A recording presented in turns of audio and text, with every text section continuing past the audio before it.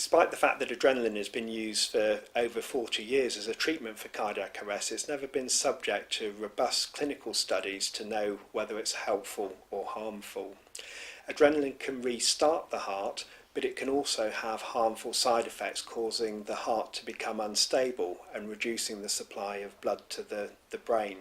The balance of these benefits and harms from adrenaline has never been properly tested. In terms of evidence that's already out there, Ian Jacobs in Australia published some data of the PACA trial, which compared adrenaline with a placebo in the same way as the Paramedic2 trial is going to undertake, but it only enrolled 600 patients. There were 67 patients excluded, and there were only 11 survivors in the adrenaline arm and 5 survivors in the non-adrenaline arm. And unfortunately, the trial was too small for us to be able to make any definite claim as to whether or not adrenaline was helpful. There have been a number of other trials. Teresa Olsvengen in Norway did a study comparing IV access with drugs versus no IV access.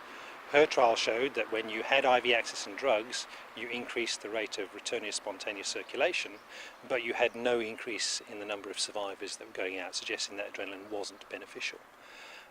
Ian Steele in Canada did a trial that did almost exactly the same thing. They introduced paramedics who gave drugs, and they showed the same thing. So introduction of adrenaline increased the return of spontaneous circulation, but there was no increase in survivors. There have been a number of important studies coming out of Japan. 2 studies in particular, one by Hagihara. That was an analysis of over 400,000 cardiac arrest cases, some that occurred before the introduction of adrenaline and 30,000 that occurred after. And they showed that patients who received adrenaline were more likely to get a return of spontaneous circulation. However, when they looked at survivors, patients who had received adrenaline were more likely to have brain damage. There was some conflicting work, however, by Nakahara that showed that adrenaline in a certain population was helpful. So patients who had non-shockable rhythms benefited in terms of neurologic outcome from cardiac arrest.